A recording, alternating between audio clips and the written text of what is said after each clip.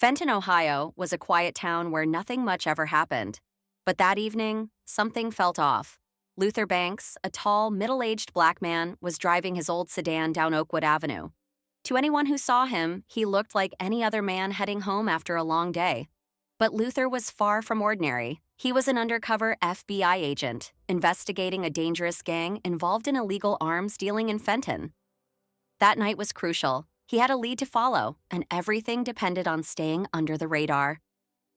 As he drove, the sudden flash of red and blue lights behind him made his pulse spike. A police car was tailing him. He hadn't done anything wrong, but in his line of work, you could never be too careful. The officer in the car was Officer Roy Hemmings, known in town for his quick temper and racist attitude. Luther couldn't be sure, but he had to stay calm. Hemmings was unpredictable, and if he had any ties to the gang Luther was investigating, everything could fall apart. Luther pulled over, his heart pounding. Officer Hemmings got out of his cruiser and walked up to his car with a sneer. "You're out late, aren't you?" Hemmings said, hand resting on his gun. "Where you headed?" Luther kept his voice steady, trying to sound as nonchalant as possible. "Just heading home, officer. Something wrong?" "Funny," Hemmings said, eyeing him suspiciously. "I haven't seen you around here before." He demanded Luther's license and registration.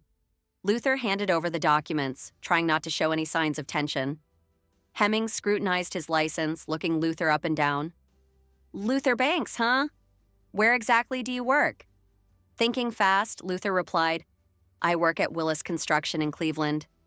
Just helping out with a few projects around here." Hemmings wasn't convinced. "Step out of the car," he barked. Luther hesitated but did as instructed, moving slowly. The moment he stepped out, Hemmings grabbed him by the arm and twisted it behind his back. Luther winced but kept his composure. A few passers-by slowed down to watch, but no one dared intervene. Hemmings was known for being rough, especially with people he didn't like. "You think you can lie to me?" Hemmings hissed, tightening his grip. "You don't belong here." Luther bit back his anger. This wasn't the time to reveal his true identity. The last thing he needed was for Hemmings to figure out he was an FBI agent. As the officer slapped handcuffs on him, Luther remained calm, despite the growing tension. "Not so tough now, huh?" Hemmings taunted, shoving Luther toward the police car. Luther stayed silent, knowing that one wrong move could ruin everything.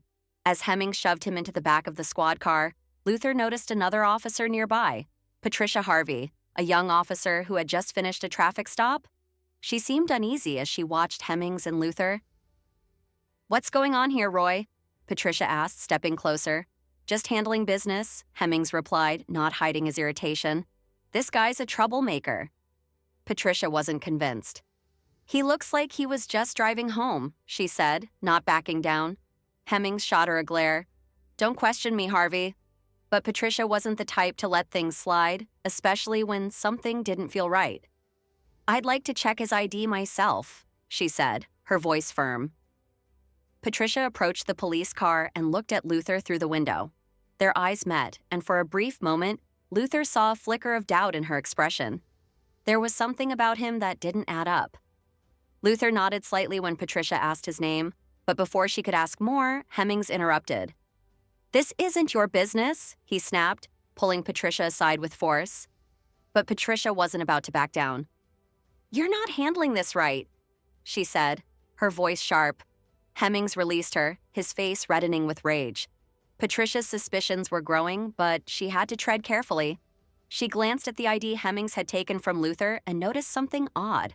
A barely visible mark near Luther's name. It was small, but it stood out.